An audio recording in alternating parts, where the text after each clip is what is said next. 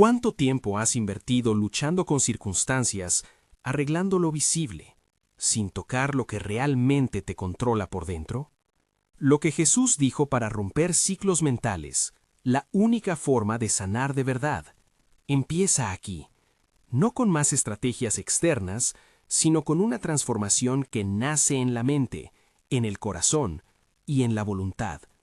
Si esto resuena contigo, escribe ahora en los comentarios: quiero la mente de Cristo. Hay una batalla silenciosa que muchos libramos. No es contra horarios ni contra facturas, sino contra pensamientos que vuelven como una rueda. Temores que revientan a medianoche. Culpas que justifican reacciones impulsivas. Comparaciones que roban paz y apagan gratitud. Ruido mental que cubre la voz de Dios. Estas fuerzas no son solo malos hábitos, son campos donde se despliega una guerra espiritual. Y Jesús habló precisamente a eso.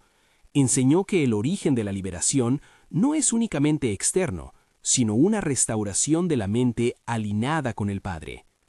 Cuando el Evangelio nos muestra a Jesús calmando la tormenta, Marcos capítulo 4, versículos 35 al 41, no es solo una lección sobre control atmosférico, es una imagen profunda.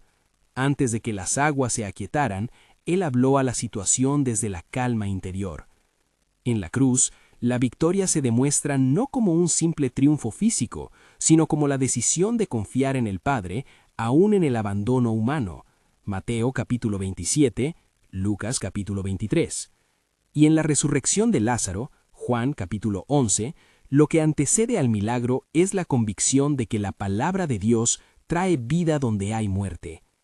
Estos relatos muestran un principio. La manifestación comienza en la mente que confía, obedece y escucha al Espíritu. Pero debemos ser honestos con una distinción vital. Esto no es pensar positivo como técnica de autoayuda que promete resultados mágicos. Pensar positivo muchas veces es maquillaje emocional. Pensar como Cristo es dejar que la verdad de Dios gobierne nuestra mente, transformando cómo sentimos, elegimos y actuamos. En Juan 8:32, Jesús dijo que conocer la verdad nos hace libres. Esa verdad no es sentimentalismo, es una renovación que contempla, juzga y sustituye patrones mentales por la verdad de Dios. ¿Por qué las mentes quedan prisioneras? Porque el enemigo sabe que quien controla tus pensamientos puede condicionar tus actos, tus relaciones y, a la larga, tu destino. El miedo paraliza, la culpa ata, la comparación envenena la gratitud, el ruido dispersa la escucha del espíritu. A veces la trampa funciona así. Un pensamiento repetido se convierte en creencia. Esa creencia genera decisión. La decisión produce acción. La acción construye un hábito. El hábito crea destino. Por eso Jesús apuntó al origen. No sirve arreglar la pared si la raíz del árbol sigue podrida. Fíjate en esto. Muchos buscan resultados visibles, sanidad, reconciliación, cambios de circunstancia, sin atender a la raíz. Y con frecuencia, después de intentarlo externamente, regresan al mismo punto. No porque Dios sea incapaz, sino porque la metodología no alcanzó lo que debía alcanzar primero, la mente. No confundas esto con culpabilizarte por lo ocurrido. No es tu culpa exclusiva, ni un juicio sobre tu valor. Es la constatación de una realidad espiritual. La renovación interior es el primer milagro necesario para cualquier sanidad integral. ¿Qué dijo Jesús que apunte a esto? Veamos algunos textos y cómo aplicarlos. En la parábola de la semilla de mostaza, Marcos 4, 30 al 32, Jesús compara el reino de Dios con algo pequeño que, al ubicarse en terreno fértil, crece hasta ser un árbol. La semilla representa una convicción mínima puesta en el corazón, la tierra, la mente y el entorno que la reciben. Si tu mente es campo fértil, silenciosa, obediente, disponible al espíritu, incluso una fe pequeña se convierte en fuerza que transforma la realidad. No es tamaño de la fe, sino su calidad y su suelo. En la tempestad en el lago, Marcos 4, 35 al 41, la reacción de los discípulos fue el pánico, la de Jesús, calma. Jesús cuestiona la fe de ellos. La tormenta no desaparece por su propia voluntad, sino porque Él habló con autoridad. La enseñanza aquí es que la primera victoria no fue externa, fue la integridad de su mente y su comunión con el Padre. Antes de ordenar al viento, Él estaba en paz. Esa paz interior es una cualidad que se forma con disciplina espiritual y dependencia del Espíritu Santo. Juan 14, 26. Cuando Jesús enfrenta la cruz, la narrativa no solo subraya sufrimiento físico, subraya una decisión de voluntad y una mente alineada con la misión del reino. En la cruz, vemos una mente que eligió confiar en el Padre aún en el abandono humano. No minimizo el misterio ni el dolor, pero sí apuntó a que la sanidad que de allí surge trasciende el alivio inmediato, cambia el modo de ver la realidad. Y la resurrección es la confirmación de que Dios convierte muerte en vida cuando su verdad gobierna la historia humana. Juan 11, Mateo 28. Ahora, ¿cómo se diferencia esto del mero optimismo? Primero, sentir no es creer. Puedes sentir temor y aún así creer. Creer es un acto de la voluntad que se sostiene en la palabra de Dios, no en la fluctuación emocional. Segundo, la mente de Cristo se caracteriza por escuchar al Espíritu, por silencio deliberado, por obediencia práctica y por perseverancia. No es una técnica manipuladora, sino una formación de la persona en comunión con Dios. Pongámoslo con ejemplos prácticos. Ante la escasez, pensar positivo diría, todo va a salir bien. Pensar como Cristo implica reconocer la realidad, preocupación legítima, traerla ante Dios en oración, afirmar la verdad de su provisión en la Escritura y obedecer los pasos prácticos que correspondan, buscar, pedir, administrar. Ante la acusación injusta, pensar positivo puede ser negar el dolor. Pensar como Cristo es guardar silencio que sana, defender la verdad con amor y permitir que la justicia de Dios actúe. No es evitar la emoción, sino someterla a la verdad. De aquí nace la pregunta clave: ¿cómo romper ciclos mentales concretamente? A continuación, comparto prácticas explícitas, no fórmulas mágicas, sino hábitos espirituales probados que, integrados con la gracia del Espíritu, producen renovación. Primera práctica: silencio deliberado y retirada.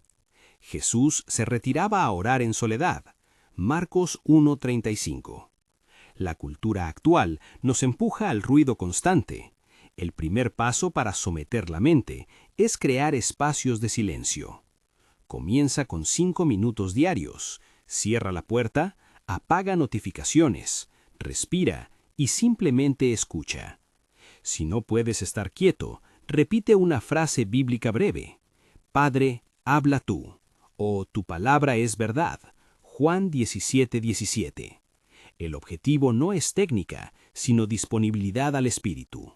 Con el tiempo, esos minutos amplían la capacidad de escuchar en medio de la tormenta. Segunda práctica: vigilancia activa de pensamientos. Guarda tu mente como un jardín. Cuando nace una planta venenosa, arráncala antes de que eche raíces. Cuando detectes un pensamiento destructivo, no soy suficiente o siempre me pasa lo mismo, deténlo y reemplázalo con una verdad bíblica breve y específica. Por ejemplo, ante no soy suficiente, responde en voz baja: soy aceptado en Cristo. Romanos 8:1. La repetición intencional crea memoria emocional nueva. La clave no es reprimir con fuerza bruta, sino reconocer, nombrar y sustituir. Tercera práctica: oración centrada en la mente. No toda oración es igual. Hay oraciones que piden cosas externas y oraciones que transforman el interior. Haz oraciones directas por renovación mental. Señor, renueva mis pensamientos. Enséñame a ver con tus ojos. Pide humildemente la ayuda del Espíritu para desarraigar mentiras y plantar verdades. No prometas que esto arreglará todo inmediatamente. Pide coherencia y perseverancia. Puedes usar escrituras en la oración, tomar un versículo y convertirlo en súplica y confesión. Cuarta práctica: negación de la vieja mentalidad y sustitución por nuevos hábitos. Jesús habló de negar al yo y tomar la cruz. Mateo 16:24. Negar no significa negar la realidad íntima, sino renunciar a la identidad construida por heridas y patrones. Practica decir no a reacciones automáticas y sí a respuestas guiadas por la verdad. Eso exige práctica. Cuando la crítica surja, respira, ora una frase corta y responde con amor o con silencio. Con el tiempo, la nueva respuesta se vuelve tu primera reacción. Quinta práctica: gratitud enfocada. La gratitud no es ignorar el dolor, es poner la mirada en la fidelidad presente de Dios. Cada día, en voz alta, agradece una cosa concreta. Gracias, Señor, por ayuda hoy. Gracias por la oportunidad de aprender. Esta práctica reentrena la mente a ver recursos en lugar de solo carencias. La gratitud cambia los circuitos emocionales y abre la puerta a la esperanza. Sexta práctica: lectura bíblica con intención mental. No leas para acumular datos, lee para que la palabra te rete y te sustituya. Elige pasajes que confronten tus mentiras internas y medítalos. Por ejemplo, si luchas con temor, medita en Salmo 23. Si la culpa te consume, lee Romanos 8. Haz lecturas breves pero enfocadas. Una sección pequeña y repetida hasta que provoque una respuesta interior nueva. Séptima práctica: comunidad y rendición de cuenta. La renovación no ocurre en aislamiento total.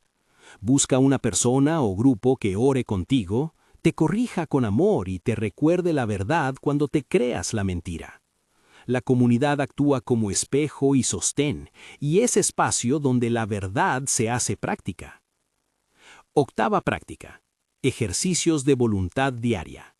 La fe madura como acto de la voluntad. Elige un pequeño acto diario que contradiga tu vieja mentalidad. Un regalo a otro cuando tu inclinación es acaparar. Una palabra de perdón cuando tu inclinación es reprochar. Un gesto de servicio cuando lo natural es reclamar.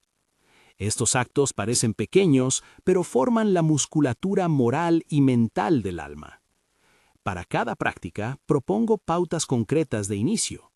5 minutos de silencio al día, elegir un pensamiento a vigilar y reemplazar por uno bíblico cada vez que aparezca, decir un agradecimiento en voz alta cada mañana, leer un pasaje bíblico de 5 a 10 versículos y meditar en él antes de dormir, reunirte con un hermano o mentor una vez a la semana. La constancia es más poderosa que el entusiasmo ocasional. Permíteme compartir 2 microtestimonios que ilustran cómo la transformación interior precedió a la manifestación externa. Ana vivía noches de ansiedad, hasta que incorporó 5 minutos diarios de silencio y una práctica de vigilancia. Cada vez que la ansiedad la atacaba, repetía en voz baja: «Dios es mi paz», uno de sus versículos. En semanas no desapareció la circunstancia, pero su reacción cambió. Menos pánico, mejor sueño y claridad para tomar decisiones. Mateo trabajaba una relación rota.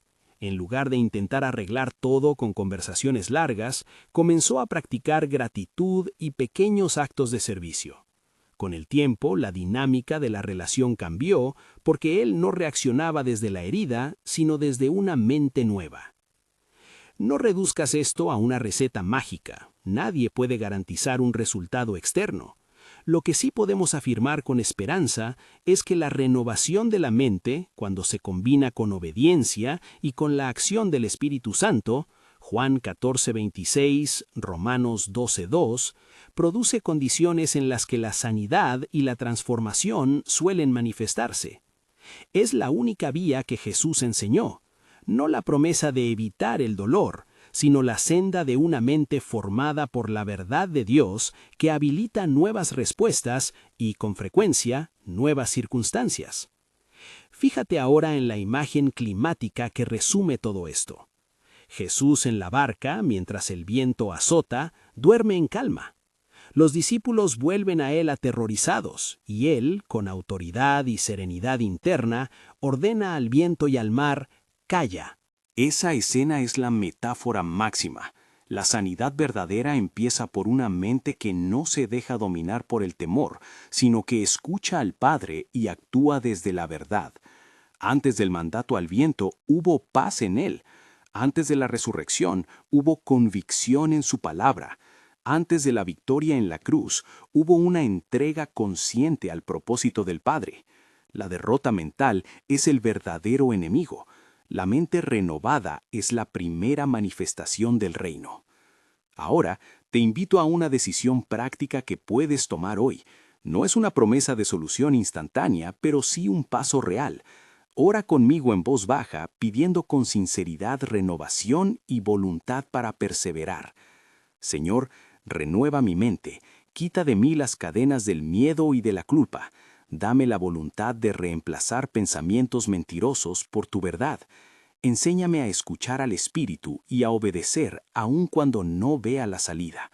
Haz de mi mente un terreno fértil para la semilla de tu reino. Amén. Después de esta breve oración, elige un compromiso para los próximos 7 días. Aquí tienes una guía sencilla. Día 1 a 7. 5 minutos de silencio cada mañana. Cada vez que detectes un pensamiento negativo, deténlo y dilo en voz alta reemplazándolo con una verdad bíblica. Cada noche, nombra en voz alta 3 cosas por las que estás agradecido. Participa de una conexión de rendición de cuentas al menos una vez en la semana. Estos pasos son mínimos y sostenibles. Su objetivo es crear una nueva rutina que, con la gracia de Dios, forme una nueva mente. Algunos pueden pensar, ¿y si he intentado esto antes? La respuesta honesta es que necesitaremos perseverancia y humildad. A veces la renovación ocurre en meses, a veces en varios años. Lo importante es no abandonar por frustración. La disciplina espiritual no es un sprint de productividad, es un entrenamiento de fidelidad. Confía en la obra del Espíritu y celebra cada pequeña victoria. Antes de cerrar, una advertencia pastoral. No confundas esto con una ideología que culpe a la persona por su sufrimiento. Hay heridas profundas, traumas y condiciones biológicas que requieren acompañamiento profesional. Renovar la mente no sustituye atención médica o terapia cuando son necesarias, más bien puede complementarlas. Si estás luchando con problemas severos de salud mental o trauma, busca ayuda profesional además de estas prácticas espirituales. Cierro con un último recordatorio. Jesús no ofreció una fórmula para controlar a otros ni un billete para la prosperidad fácil. Ofreció un camino de transformación centrado en la verdad y la comunión con el Padre. Si la mente se alinea con esa verdad, la vida empieza a cambiar de adentro hacia afuera. La sanidad verdadera no es solo reparación externa, es un reordenamiento interior que produce paz, sabiduría y nuevas acciones. Si este mensaje tocó tu corazón, comparte esto con alguien que está en la misma batalla y suscríbete para recibir más enseñanzas prácticas que te ayuden a caminar en la mente de Cristo. Recuerda, la única forma de sanar de verdad empieza en la mente que escucha, obedece y persevera en la verdad del Señor. Quiero dejarte con una última invitación. Si deseas, escribe en los comentarios ahora: Quiero la mente de Cristo. Y hacemos esto juntos, paso a paso.